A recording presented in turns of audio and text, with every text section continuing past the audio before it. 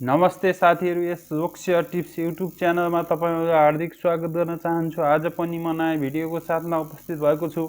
यस भिडियोलाई अन्तिमसम्म हेरी यस च्यानललाई लाइक, शेयर, सब्स्क्राइब र नजिकै रहेको बेल आइकन दबाउन नभुल्नुहोला ताकि नयाँ भिडियो अपलोड गर्न साथ सुरुमै तपाईलाई नोटिफिकेसन प्राप्त हुनेछ। साथै हाम्रो फेसबुक पेज लोकसेयर टिप्सलाई लाइक गर्न नभुल्नुहोला। आज 2078 फागुन महिनाको 13 गते नेपाल नागरिक उड्डयन प्राधिकरणले खुला प्रतियोगितात्मक परीक्षाद्वारा थायी पदपूर्ति गर्नुपर्ने सम्बन्धी सूचना प्रकाशित गरेको छ। साथीहरू, यस भिडियोलाई अन्तिमसम्म हेरेर साथ दिनुहोला। यस प्राधिकरणमा आर्थिक वर्ष 2078-79 को असार मसान्तसम्म रिक्त रहेका निम्न पदहरूमा खुला प्रतियोगितात्मक परीक्षाद्वारा पदपूर्ति गर्न लोकसेवा आयोगबाट सहमति प्राप्त भए अनुसार देखाएको योग्यता पुगेका नेपाली नागरिकहरूबाट यो सूचना जारी भएको मितिदेखि 21 दिनभित्र प्राधिकरणको वेबसाइट www.caaanepal.gov.np मा रहेको अनलाइन एप्लिकेसन फर्म मार्फत दरखास्त फर्म भर्न हुन यो सूचना प्रकाशित गरिएको छ। साथीहरू, 1 मा रहेको छ प्रबन्धक तह 9 सेवा प्रशासन समूह प्रशासन पदपूर्ति गर्नुपर्ने संख्या 1 जना, खुल्ला 1 जना रहेको छ। साथीहरू, माग संख्या पनि 1 जना रहेको छ। आवश्यक न्यूनतम शैक्षिक योग्यता मान्यता प्राप्त शिक्षण संस्थाबाट कुनै पनि विषयमा स्नातकोत्तर तह वा सोसर उत्तीर्ण गरेको। त्यसैगरी 2 मा पनि प्रबन्धक रहेको छ, तह 9 नै रहेको छ। यो चाहिँ प्राविधिक रहेको छ, एयर ट्राफिक सर्भिसेस रहेको छ। माग संख्या 1 जना, खुल्लामा 1 जना रहेको छ।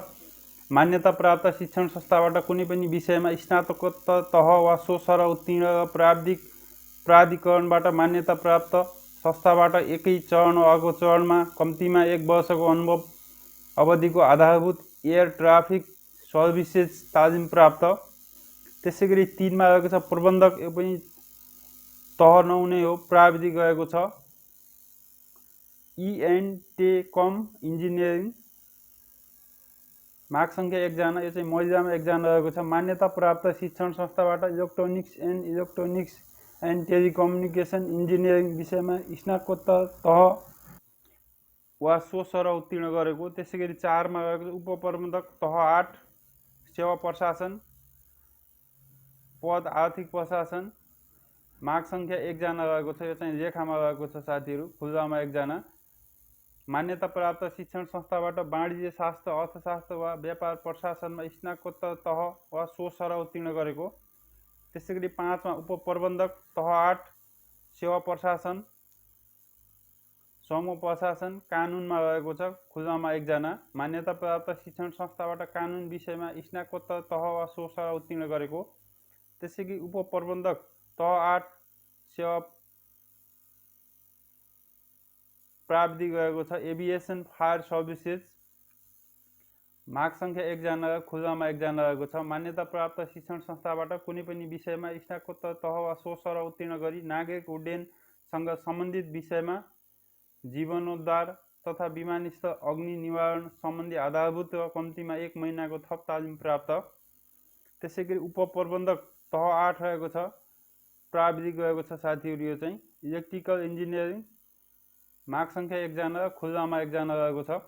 मान्यता प्राप्त शिक्षण संस्थाबाट इलेक्ट्रिक इन्जिनियरिङ विषयमा स्नातकोत्तर तह वा सोसर उत्तीर्ण गरेको। त्यसैगरी वरिष्ठ अधिकृत तह 7 रहेको छ, प्राविधिक एयर ट्राफिक सर्भिसेज। माग संख्या 25 जना, खुल्लामा 15 जना, महिला 4 जना, आदिवासी जनजाति 3 जना, मधेसी 2 र दलित 1 जना। मान्यता प्राप्त शिक्षण संस्थाबाट विज्ञान वा सूचना प्रविधि आइटी वा व्यवस्थापन वा इन्जिनियरिङ विषयमा स्नातक तह वा सोसर उत्तीर्ण गरेको र प्राधिकरणबाट मान्यता प्राप्त शिक्षण संस्थाबाट कम्तीमा 6 महिना अवधिको आधारभूत एयर ट्राफिक सर्भिसेज प्राप्त। त्यसैगरी वरिष्ठ अधिकृत तह 7 रहेको छ, प्राविधिक एयर वर्दिनेस। माग संख्या 1 जना र खुल्लामा 1 जना रहेको छ। मान्यता प्राप्त शिक्षण संस्थाबाट विज्ञान विषयमा गणित वा भौतिक शास्त्र सहित स्नातक तह उत्तीर्ण गरी एयरक्राफ्ट मेन्टेनेन्स लाइसेन्स प्राप्त गरेको वा mechanical electrical engineering electrical airworthiness aeronautical इन्जिनियरिङमा स्नातक तह उत्तीर्ण गरी वायुमान मर्मत सम्भार वा कम्प्युटिङ एयर वर्दिनेसमा कम्तीमा 2 वर्षको अनुभव प्राप्त। त्यसैगरी वरिष्ठ अधिकृत तह 7 प्राविधिक सिभिल इन्जिनियरिङ माग सङ्ख्या 1 जना रहेको छ। यो चाहिँ दलितमा रहेको छ। मान्यता प्राप्त शिक्षण संस्थाबाट सिभिल इन्जिनियरिङ विषयमा स्नातक तह वा सो सरह उत्तीर्ण गरेको। त्यसैगरी 11 मा रहेको छ वरिष्ठ अधिकृत तह 7 प्राविधिक फ्लाइट अपरेसन सर्भिसेज माग सङ्ख्या 2 जना, खुल्लामा 1 र महिला 1 जना रहेको छ। शैक्षिक योग्यता मान्यता प्राप्त शिक्षण संस्थाबाट विज्ञान विषयमा गणित र भौतिक शास्त्र सहित 10+2 जोड उत्तीर्ण गरी अन्तर्राष्ट्रिय नागरिक उड्डयन सङ्गठनका सदस्य राष्ट्रहरूमा कमर्सियल फ्लाइट लाइसेन्स CPL प्राप्त गरेको र कम्तीमा 500 घण्टाको उडान अनुमति हासिल गरेको।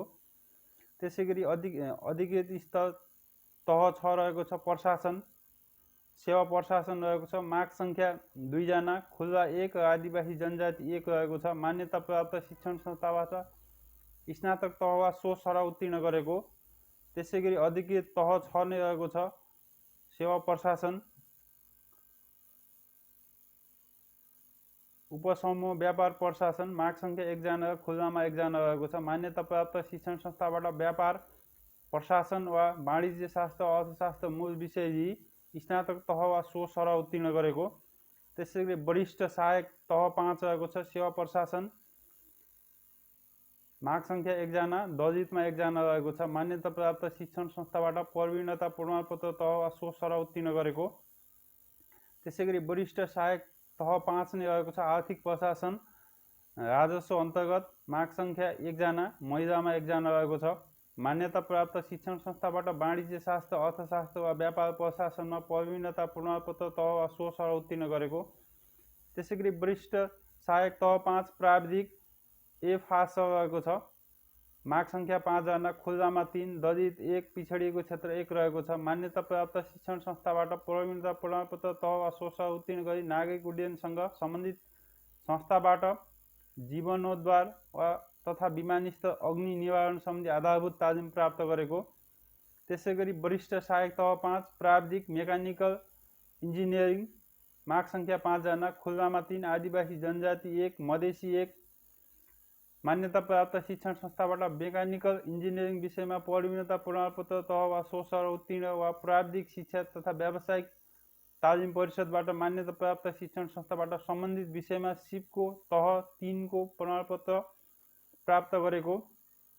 त्यसैगरी सहायक तह 4 सेवा प्रशासन माग सङ्ख्या 2 जना, खुल्ला 1 र मधेसी 1 रहेको छ। मान्यता प्राप्त शिक्षण संस्थाबाट SLC वा SEE मा कम्तीमा 2 GPA वा सो सरह उत्तीर्ण गरेको।